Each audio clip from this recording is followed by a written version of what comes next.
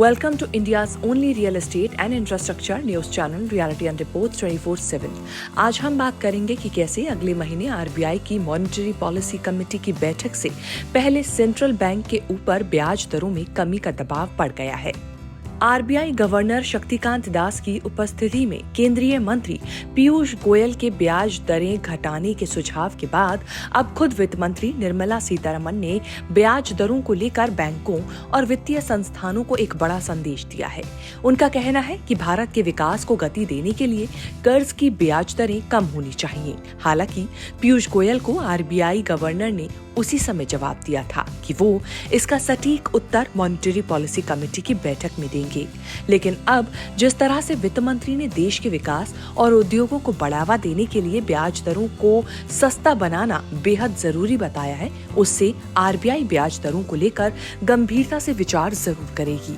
ये बयान ऐसे समय पर आया है जब देश में छोटे और मध्यम उद्योग यानी एमएसएमईज आर्थिक दबाव से जूझ रहे हैं। महंगे कर्ज के चलते नए प्रोजेक्ट्स पर असर पड़ रहा है। दरअसल भारत में फिलहाल बैंकों की कर्ज पर ब्याज दरें विकसित देशों के मुकाबले काफी ज्यादा हैं। देश में औसतन ब्याज दर 8 से 10% तक है। वहीं अमेरिका में ये दरें 4 से 5% के बीच है, जबकि जापान में करीब 0% ब्याज दर है। वैसे तो भारत अभी विकासशील देश है और इन देशों की तरह तो यहाँ पर ब्याज दरों को नहीं घटाया जा सकता, लेकिन फिर भी भारत को अपनी ब्याज दरों को वैश्विक मानकों के हिसाब से कम करने की जरूरत है। देश के उद्योग जगत ने भी ब्याज दरों में कटौती की मांग करते हुए कहा कि ब्याज दरें घटाने का फैसला आरबीआई की पॉलिसी के हिसाब से तय होगा, लिहाजा अब रेपो रेट को कम करने पर विचार करना चाहिए। उद्योग के जानकार मानते हैं कि महंगी ब्याज दरों के चलते एमएसएमईज और स्टार्टअप्स को सबसे ज्यादा नुकसान हो रहा है। सरकार ने साफ कर दिया कि उसकी प्राथमिकता देश के विकास को गति देना है। ब्याज दरों में कमी से न केवल छोटे उद्योगों को फायदा होगा, बल्कि बड़े प्रोजेक्ट्स को भी नई ऊर्जा मिलेगी।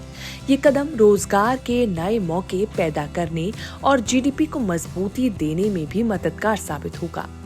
हालांकि ब्याज दरों को कम करना इतना आसान नहीं है। आरबीआई का कहना है कि महंगाई दर और विदेशी निवेश जैसी कई वजह हैं जो ब्याज दरों पर सीधा असर डालते हैं। इसके अलावा अगर ब्याज दरें कम होती हैं तो बैंकों की कमाई और जमा पर भी असर पड़ सकता है।